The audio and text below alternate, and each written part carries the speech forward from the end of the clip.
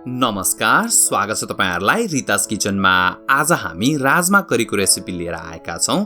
राजमामा एकदम धेरै प्रोटिन पाइन्छ र यो भेजिटेरियन मानिसहरुको लागि बेस्ट रेसिपी हुन सक्छ। आजको यो भिडियोमा म तपाईहरुलाई रेस्टुरेन्ट स्टाइल राजमा करी सजिलो तरिकाले मेरो स्टाइलमा बनाएर देखाउने छु।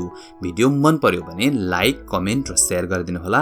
साथसाथै हाम्रो च्यानललाई सब्स्क्राइब गरेर हामीलाई सपोर्ट पनि गरिदिनु होला।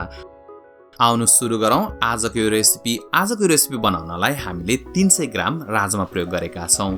यो राजमालाई हामीले रातभरि पानीमा भिजाएर छोडिदिएका थियौं। त्यसो गर्दा यो रातमा एकदम राम्रोसँगले फुलिसकेको छ।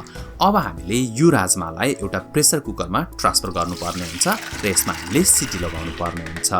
राजमामा चाहिने भन्दा अलिकति बढी पानी प्रयोग गर्नु होला, त्यसो गर्दा राजमा राम्रोसँगले पाक्छ।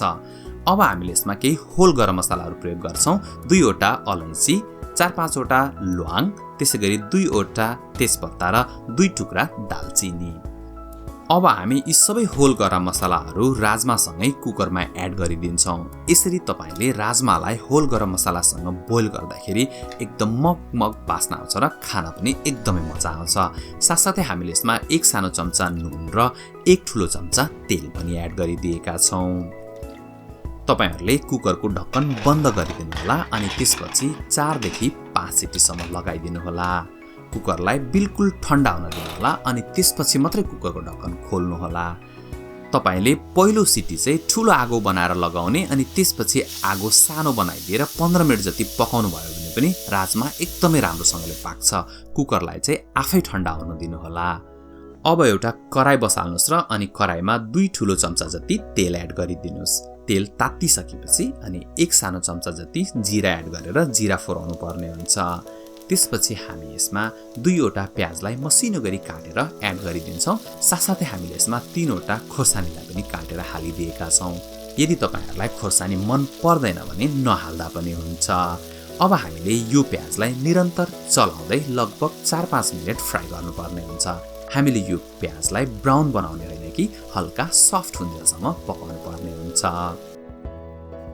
अब हामी यसमा 1 ठूलो चम्चा जति अदुवा लसुनको पेस्ट पनि एड गरिदिन्छौं र अदुवा लसुनको पेस्टलाई पनि हामीले लगभग 2 मिनेट जति अझ फ्राई गर्छौं। त्यसो गर्दा एकदमै मगमग बास्ना आउन थाल्छ र स्वाद पनि एकदमै मिठो हुन्छ। अब हामीले यसमा 3 वटा मिडियम साइजको पाकेको टमाटरलाई मसिनो गरी काटेर एड गरिदिएका छौं। तपाईहरुले टमाटरलाई पनि निरन्तर चलाउँदै लगभग 5-7 मिनेटसम्म पकाउनु पर्ने हुन्छ। त्यसो गर्दा टमाटर राम्रोसँगले गल्छ र अनि एकदमै सफ्ट र स्मुथ खालको ग्रेभी बन्छ। अब हामीले यसमा 1 सानो चम्चा नुन एड गरिदिएका छौं। नुनले टमाटर पाक्नलाई हेल्प गर्छ। तपाईले भिडियोमा देख्न सक्नुहुन्छ हामीले यो टमाटरलाई छोपेर लगभग 5-7 मिनेट पकाइसकेका छौं। त्यसो गर्दा टमाटर लगभग गलिसकेको छ र यदि यो टमाटर राम्रोसँगले गलेको छैन जस्तो लाग्छ भने तपाईले यसमा थोरै पानी हालेर पनि पकाउन सक्नुहुन्छ। हामीले चाहिँ आज यो मिक्सरलाई ब्लेन्डरमा राखेर ब्लेन्ड गर्छौं, त्यसैले हामीले यसलाई धेरै बेर पकाउन आवश्यक छैन। यदि तपाईसँग घरमा ब्लेन्डर छैन भने तपाईले यसमा अलिकति पानी राखेर अनि यसलाई राम्रोसँगले सफ्ट हुन्जेलसम्म पकाउनु होला। त्यसो गर्दा एकदमै स्मुथ खालको ग्रेभी बनेर तयार हुन्छ। हामीले चाहिँ यो मिक्सरलाई यति बेरसम्म पकाएका छौं। त्यसपछि हामीले यसलाई एकछिन सेलाएर अनि हामीले यसलाई ब्लेन्ड गर्ने छौं। हामीले यो मिक्सरलाई राम्रोसँगले पिसिसकेका छौं। तपाईले यसको टेक्सचर हेर्न सक्नुहुन्छ, एकदमै स्मुथ छ। र अघि हामीले बोइल गर्नलाई राखेको राजमा हेरौं त यो कुकर पनि सेलाइसकेको छ र यसको ग्यास सबै आफै निक्लिसकेको छ।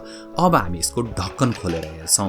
तपाईले यहाँ ध्यान दिनु होला, एउटा राजमा पनि टुक्रेको छैन र यो एकदमै फ्यात्तै भएर पाकेको पनि छैन। तपाईले देख्न सक्नुहुन्छ एकदमै सिंगासिंगै छ, तर यसलाई तपाईले भाँचेर हेर्दा एकदमै घिउ जसरी एकदमै सफ्ट भएर यो पाकिसकेको छ।